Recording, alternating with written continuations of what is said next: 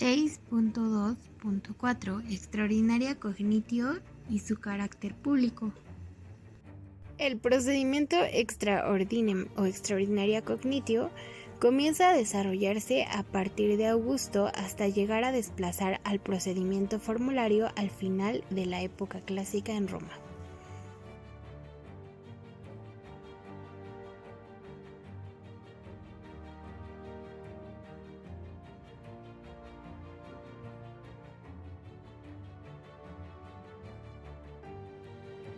El procedimiento extraordinario se lleva a cabo en una sola instancia, ante el magistrado, quien conocerá del asunto y sentenciará él mismo sin nombrar un iudex, por lo que desaparece la bipartición del procedimiento en las fases in iure y apud iudicem.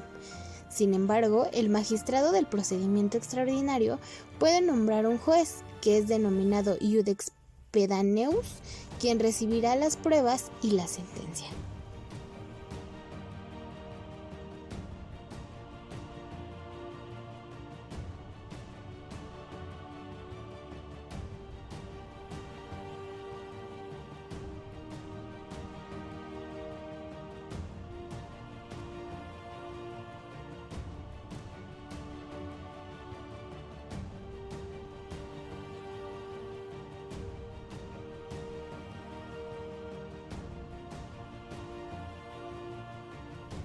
En el procedimiento extraordinario, la justicia era impartida por un funcionario de la nueva organización burocrática, lo que permite que su sentencia pueda ser apelada ante un magistrado de rango superior y aún ante el mismo emperador.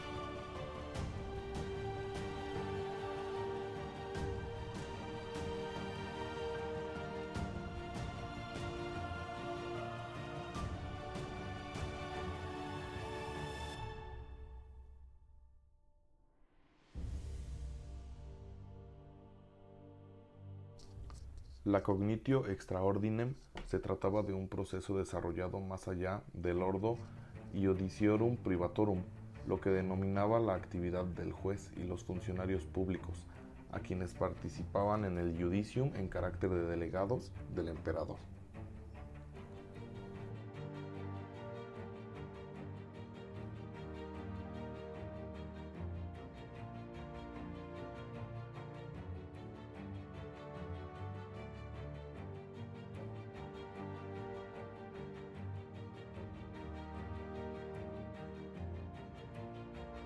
El derecho romano no se apartaba de la idea de que el esclavo es una persona, por lo que en algunos casos éste puede acudir ante el magistrado para demandar justicia. A partir de Antonio Pío, los gobernadores de las provincias y desde Séptimo Severo, el prefecto de la ciudad, deben atender en cognición extraordinaria a las querellas del esclavo, que eran principalmente 4. La primera, que haya sido tratado con excesiva crueldad; la segunda, que haya sido obligado a la impudicia; la tercera, que haya sufrido injuria; y la última, si se le ha visto oprimido por el hambre.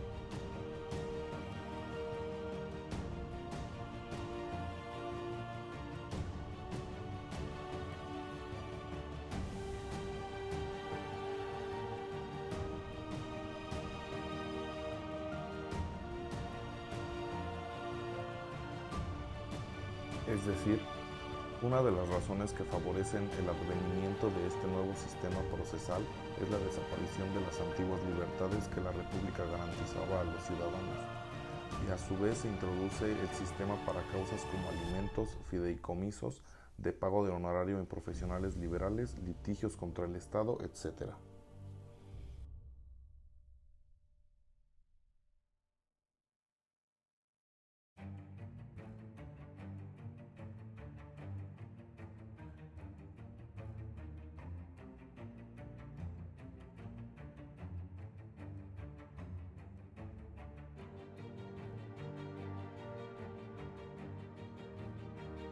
Este procedimiento tuvo mayor admisión en las provincias, ya que era una ventaja dejar a cargo de la administración y procuración de justicia a representantes del Estado como los gobernantes. En la Extraordinaria Cognitio se afirma realmente en Roma en el periodo posclásico, y aunque fue objeto de múltiples reformas desde Augusto hasta Justiniano, constituyó el régimen procesal de derecho justinianeo y coexistió durante mucho tiempo con el procedimiento per formularum hasta que este último fue suprimido por una constitución de Constantino en el 342 después de Jesucristo.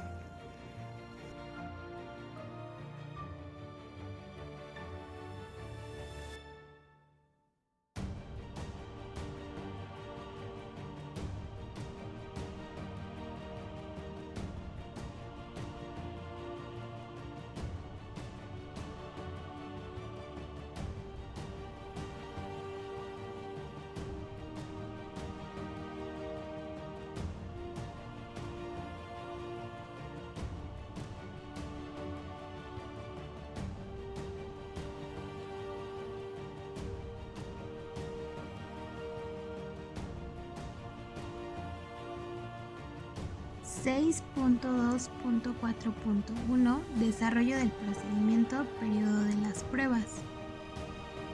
En el desarrollo del procedimiento, es decir, el periodo de pruebas, las características que presentaba el procedimiento extraordinario eran que no intervenía un juez privado, sino un funcionario público. Desaparece la bipartición del proceso en las dos clásicas instancias, in iure e in iudicio. La jurisdictio era delegada por el emperador a órganos distintos, primero a cónsules y pretores especiales y más adelante a funcionarios imperiales como el praefectus urbi, praefectus pretorio, etc. También se le otorga al juez un mayor arbitrio, lo cual permitía adaptar el proceso a ciertas exigencias de oportunidad. Y por último, la situación del demandado adquiere carácter civil y su incomparecencia daba lugar a un procedimiento contumacial antes inexistente.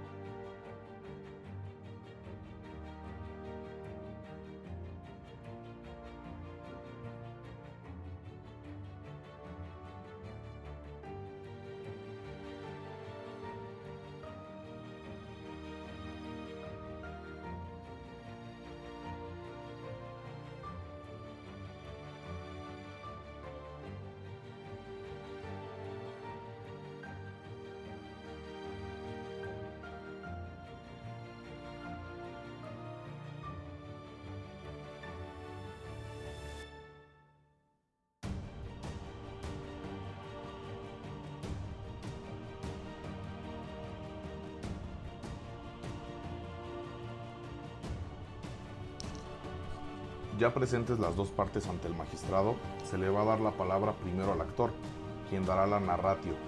En la narratio dará a conocer cuál es el derecho que él siente amenazado o vulnerado, para que luego se le dé la oportunidad al demandado, quien hará la contradictio.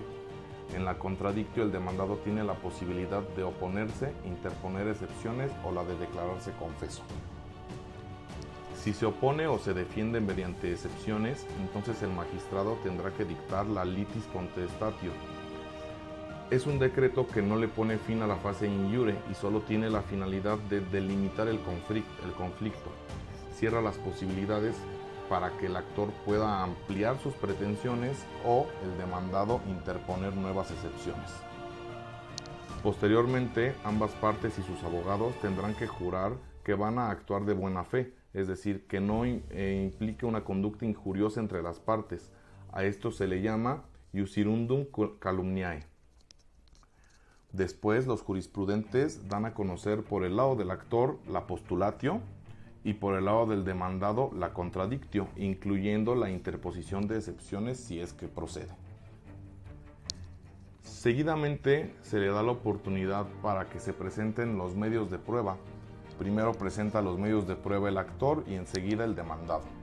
Estos medios de prueba pueden ser los mismos que se utilizaban en el procedimiento formulario. Aquí se tienen como medios de prueba otra vez los documentos que pueden ser públicos o privados. siendo públicos aquellos que son emitidos por una autoridad y privados los que son emitidos por un particular. También pueden presentarse como medios de prueba los testigos, las declaraciones de las partes, los juramentos que puedan ofrecer, la prueba pericial, que consiste en la inspección que puede hacer el magistrado en el lugar donde se dieron los hechos, y también la fama pública. La citación del demandado ya no es un acto privado, sino un acto oficial. Se realiza mediante la litis denuntiatiao que el actor entregaba al demandado. A mediados del siglo V, esta forma de citar es sustituida por la entrega del demandado del libellus convenius, que era un escrito de demanda en el que el actor se ha presentado ante el juez para ser enviado por un medio de un ejecutor. El demandado debe otorgar la cautio iudicati sisti para garantizar que comparecerá ante el juez, y la garantía prestada ante el tribunal y no ante el actor, como en el procedimiento formulario. Si el demandado se niega a prestar caución, el ejecutor podrá tenerlo en prisión mientras dure el litigio.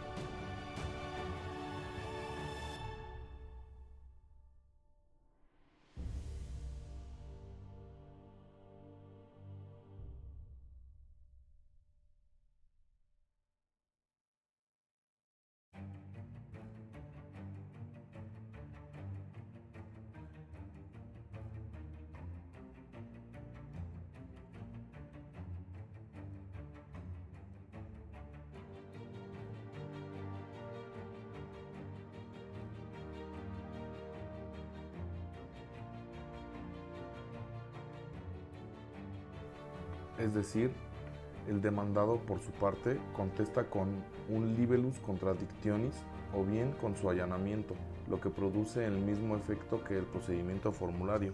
La confessio in iure equivale a una sentencia. Si el demandado no comparece, estará obligado a pagar al demandante los gastos procesales producidos.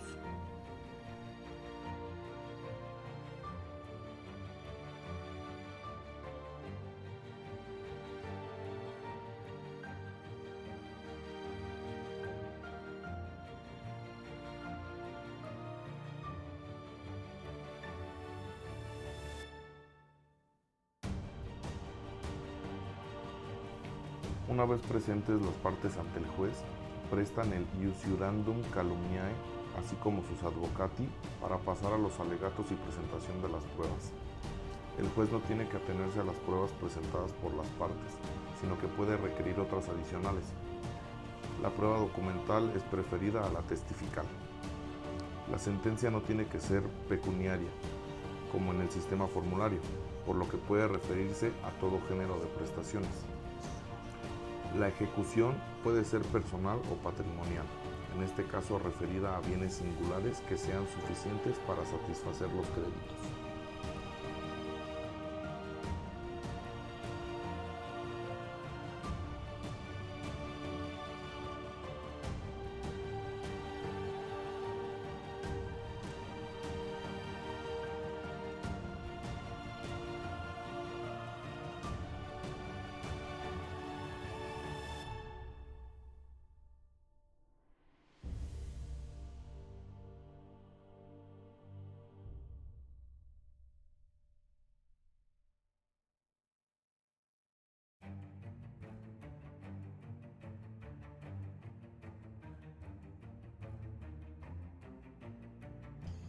Desaparecida la base convencional del procedimiento, la jurisdicción se convierte en un sector de la administración pública.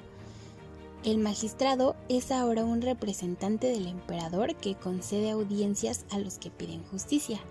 El procedimiento ya no se desarrolla al aire libre, sino en salas cerradas. Su tramitación es predominantemente escrita y protocolizada y ocasiona honorarios.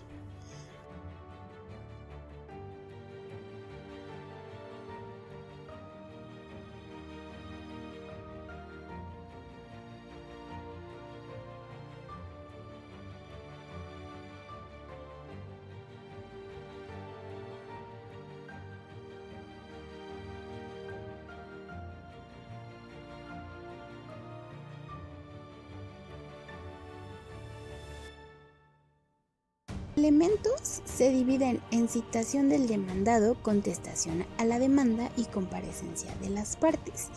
En la citación del demandado ya no se tiene un carácter privado, sino semioficial u oficial, porque en ella interviene el magistrado. En la época clásica se realizaba a través de la litis denuntiatio, que consiste en la citación que se hace al demandado para que comparezca ante un tribunal en un día determinado, lo cual lo puede realizar el actor de manera privada o frente al magistrado. También es posible la citación de modo completamente oficial, mediante órdenes escritas de comparecencia del magistrado al demandado. En la contestación a la demanda, el allanamiento del demandado produce un efecto equivalente al de su sentencia. No obstante, si su confesión se limita a determinadas circunstancias o hechos, solo constituye un medio probatorio más. En la época clásica, el demandado que opone excepciones dilatorias o temporales debe hacerlas valer al inicio del proceso, en tanto que las perpetuas puede oponerlas en cualquier momento. Finalmente, en la comparecencia de las partes, presentes las partes ante el juez, ambas prestan junto con sus abogados el juramento de calumnia, por lo que afirman que no intervienen en el proceso haciendo mal uso del derecho. El actor hace su narrativa y el demandado su contradicción. La litus contestatio es ahora el momento en el que las partes fijan sus pretensiones y queda trabada la lis, sin que se produzca ya el efecto antiguo de la consumación procesal de la acción ni la llamada novación necesaria, trasladándose el efecto excluyente a la sentencia.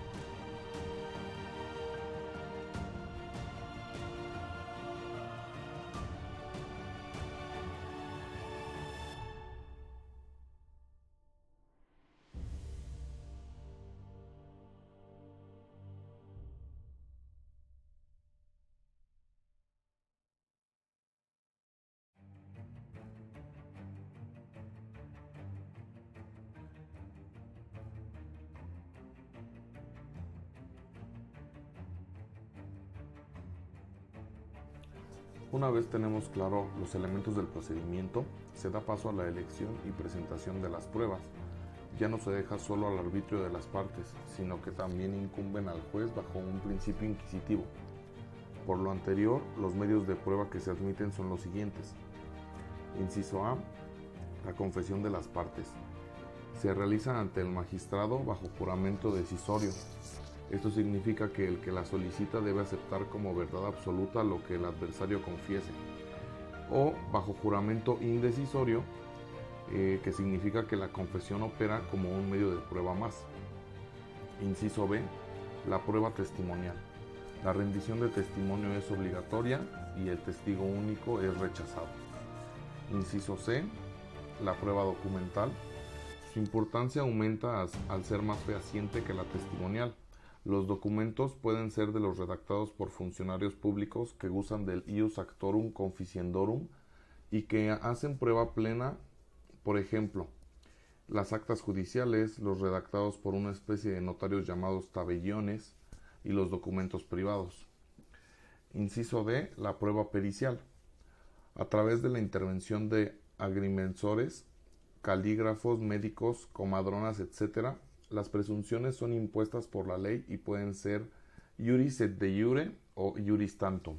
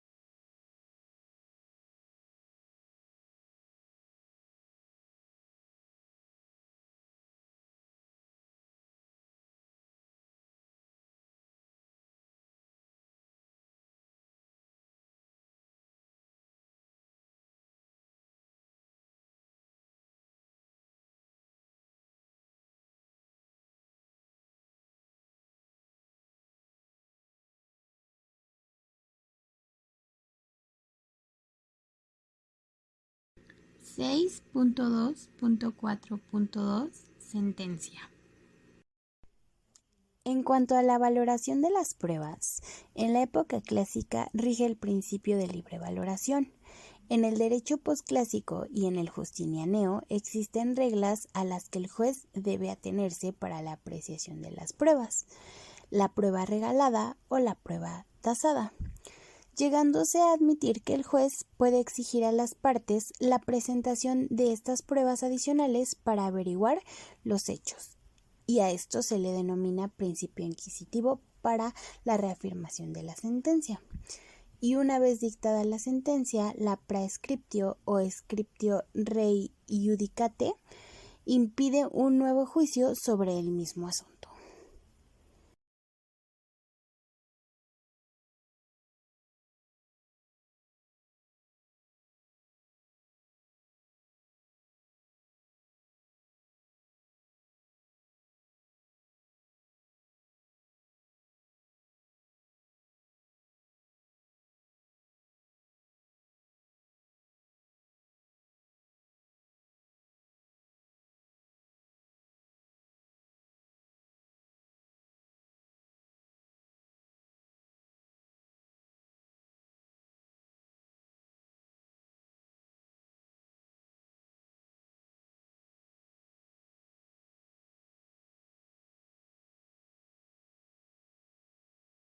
Respecto de la sentencia o iudicatum, el juez pronuncia la sentencia, que va a ser el fallo inapelable en un principio con el que se pone fin al litigio.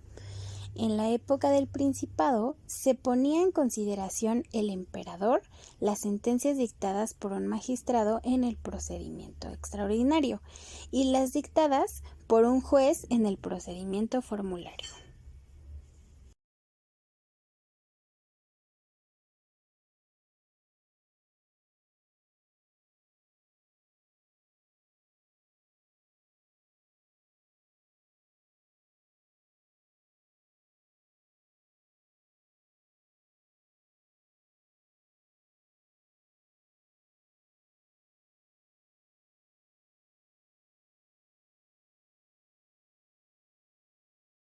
En ese sentido, la apelación puede dar como resultado la anulación, modificación o bien la confirmación de la sentencia.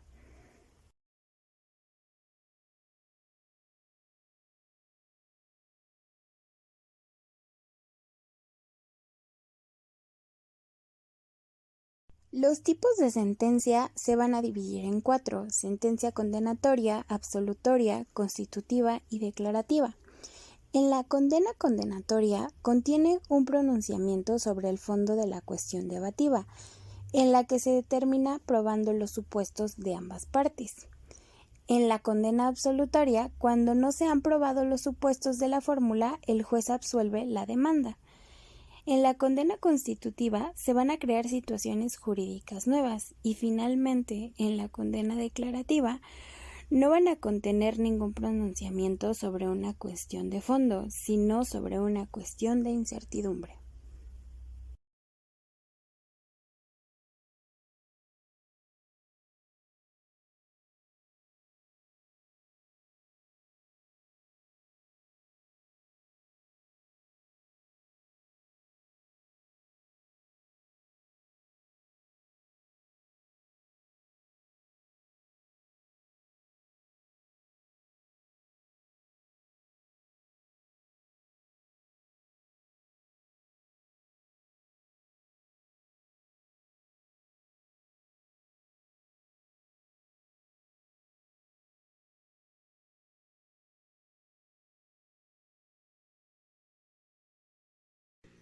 (6.2.4.3) Ejecución de la sentencia, nuevos recursos y medios.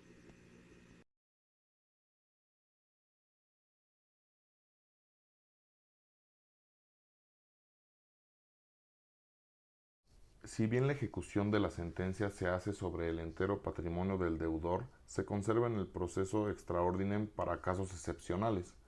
Normalmente se acude a la ejecución sobre objetos concretos de su patrimonio. Aunque subsista la ejecución personal, esta queda reducida a un medio subsidiario de coacción como vía hacia la ejecución patrimonial. Asimismo, al encarcelamiento en prisión pública del deudor insolvente era utilizado como medio de coacción en esta época. Finalmente, la sentencia firme, es decir, la no apelada o la confirmada en la apelación, tiene los siguientes efectos. Es ejecutable y da lugar al ejercicio de la acto iudicati. Convierte al litigio en cosa juzgada, res judicata, de manera que puede impedirse mediante exceptio que el litigio sea materia de nuevo proceso.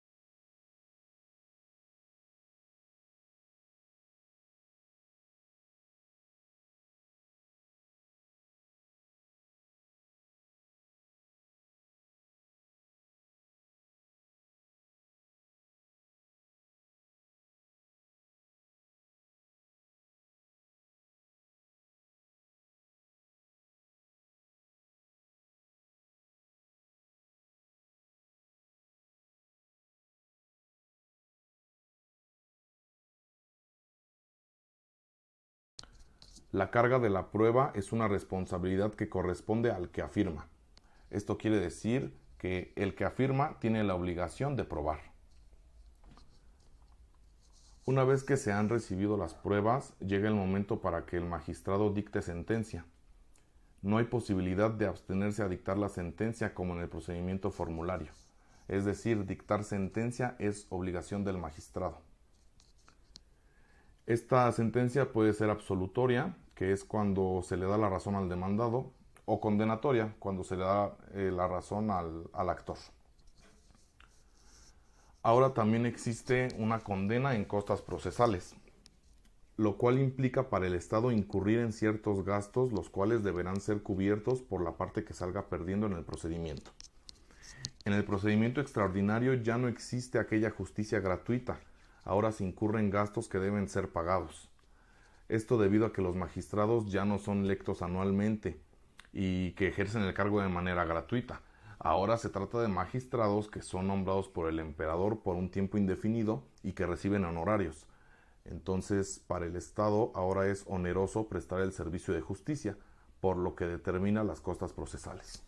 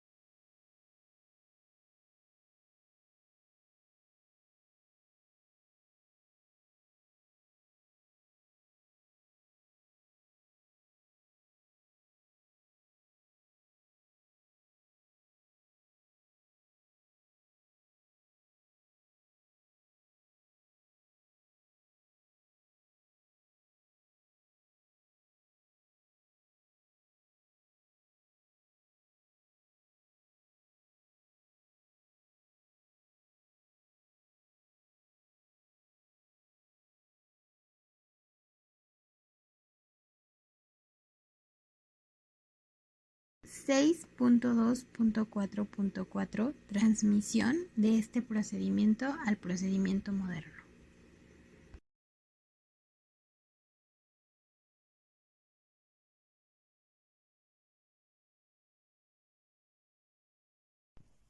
La transmisión de este procedimiento en el sistema moderno es que nuestra legislación se regula por este principio.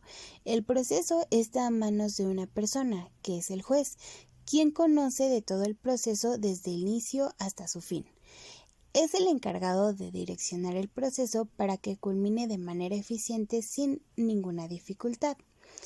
En la actualidad, jurídicamente, desde la perspectiva del derecho procesal, la institución procesal de la que subasta la judicial se ha caracterizado por quedar regulada bajo las leyes modernas, en los códigos de los siglos XIX, XX y XXI. La codificación española del derecho procesal civil permitió acabar con el complejo sistema de jurisdicciones del antiguo régimen y en nuestro sistema con el desorden de los títulos procesales contenidos en el sistema jurídico que se había establecido por la novísima recopilación.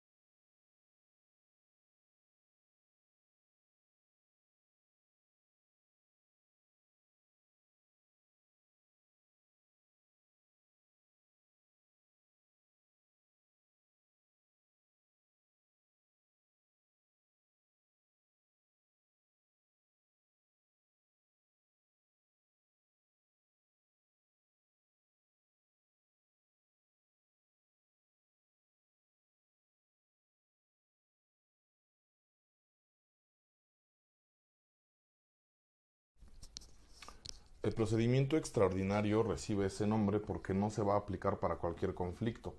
Solo se van a conocer conflictos que tengan que ver con la tutela, la prestación de alimentos o el estado de libertad de las personas. Todos los demás procesos se harán mediante el procedimiento formulario.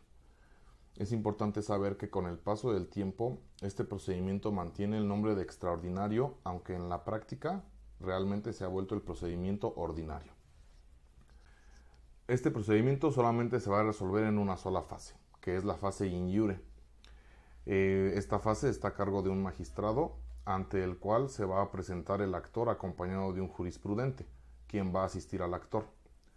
El magistrado escucha los motivos del conflicto por parte del actor y dependiendo de estos motivos, el magistrado citará al demandado por medio de la evocatio. La evocatio se puede hacer de 4 maneras. La denunciatione, que es cuando el magistrado cita verbalmente al demandado. Literis, que es cuando el magistrado cita mediante un escrito al demandado. Los bandos, cuando no se puede ubicar al demandado en un lugar, se pregonará por las calles de la ciudad haciendo saber que se le está citando para que alguien le informe y se presente ante el magistrado. Y también por medio de un documento escrito firmado por el actor. Una vez el demandado se presente ante el magistrado, también lo acompañará un jurisprudente quien lo asistirá de igual forma que al actor. Y el demandado tiene 10 días para presentarse ante el magistrado. Durante el gobierno de Justiniano, este tiempo se amplió a 20 días.